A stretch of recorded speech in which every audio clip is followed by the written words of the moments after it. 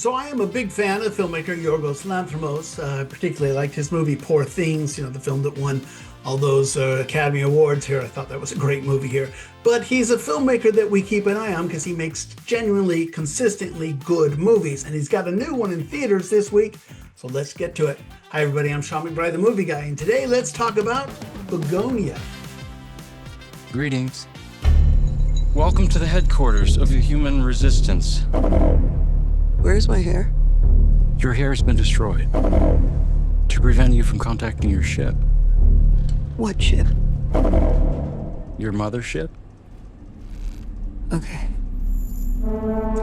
Okay, Bugonia is a weird movie. It's the story of this CEO of this pharmaceutical company. Her name is Michelle, and she's played by Emma Stone.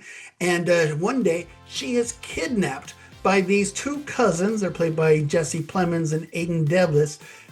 They are conspiracy theory nuts, let's call them that. They are convinced that she is an alien. She's an extraterrestrial, and they kidnap her because they want to stop whatever it is that the extraterrestrials have in mind for humanity.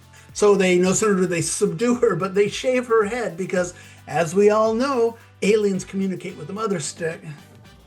So no sooner do they kidnap her than they shave her head because, as everyone knows, extraterrestrials communicate with the mothership using the antennas that are their hairs.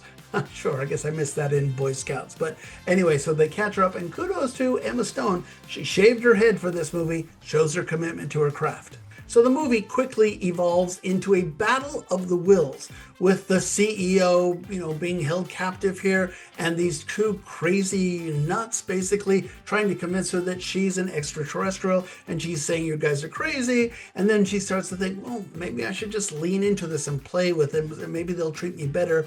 Maybe I'll survive this if I say, well, maybe I am an alien. You got to treat me better here.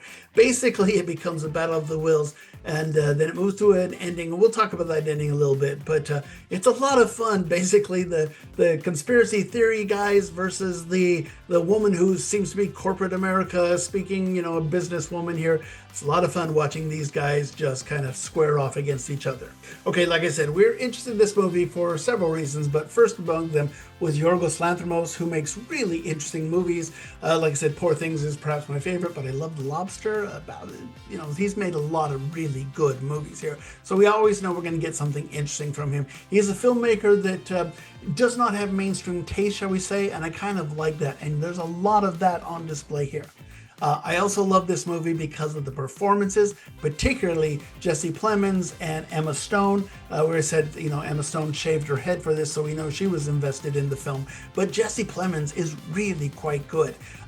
Great performances. And it's interesting because, a lot of times, a lot of acting is done through reacting, and in this movie, we get really tight on their faces, and it's kind of an actor's dream to get in there and have to sell this with just your words. I can understand why both of these actors would be interested in this film. It's basically a three-hander here. I thought the performances were great. I would not be at all surprised to hear that both of them, or one of them at least, is nominated for an Academy Award here in a couple of months. Now, visually, I'm not so sure I think this was very good. It's fine, there's nothing wrong with it, but I think of Poor Things and I think of those amazing camera angles, the visual, the scenery, the costumes. There's nothing like that on display here. This is a fine movie, but I just didn't think it was, it had a lot of visual aplomb to it. And quite frankly, I think a lot of those close-ups on the actors' faces, it gets a little old after a while. There's a certain part of me wanted to back up and just give me a reaction shot every once in a while. So, look, I didn't hate it, but I didn't think this was a movie that was as visually stunning as I had hoped it would be, given the track record from Poor Things. And the thing that I think is going to really throw people, it'll be a pro or a con, is the ending. Okay, something really fun happens at the end here.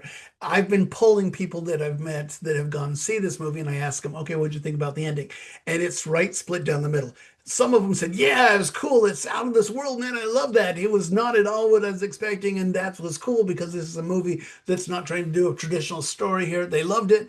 And then a lot of people just kind of rolled their eyes and said, "What the heck was that?" It'll be interesting to see where you stand. I was fine with the ending. I agree with that. You know, this is a filmmaker who doesn't make conventional stories, so I didn't mind a non-conventional ending here. But I'm not so sure that it really adds up to a whole lot. And that's kind of my problem with this movie. I liked it. I think those performances, like I said, are really, really good. I think the story is interesting, but I didn't think it had the visual touches. I didn't think it had the story touches. I'm not sure the screenplay is super great this time around, and I think that ending will throw people. So I liked it, but just didn't love it.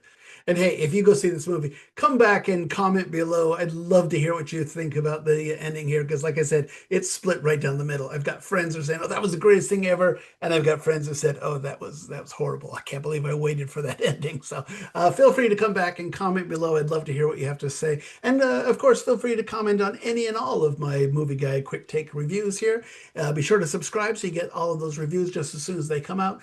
And also check out our podcast. It's called Two Movie Guys. Every week, my friend Joe Fryer and I get together and we chat about all of the week's big new movies in greater detail than we do right here on these quick little YouTube videos. It's called Two Movie Guys, and you can find that wherever you get your podcasts. Okay, that's kind of it for this week. It was kind of a slow week, if I'm being honest. Movies are generally released on Friday. Halloween fell on a Friday this year, so I think Hollywood thought, let's not waste our time putting a lot of movies in theaters this weekend because everyone's going to be out trick-or-treating or at a party or whatever. So I get that. But don't worry, all the movies are queuing up to come in. I think we have like 5 or 6 that are going to hit theaters alone next week. And coming up, we'll talk about, well, I'll tell you Sydney Sweeney's new movie, Christie, is pretty good. But in particular, we'll talk about Predator: Bad Land coming up. We'll see you then. Bye.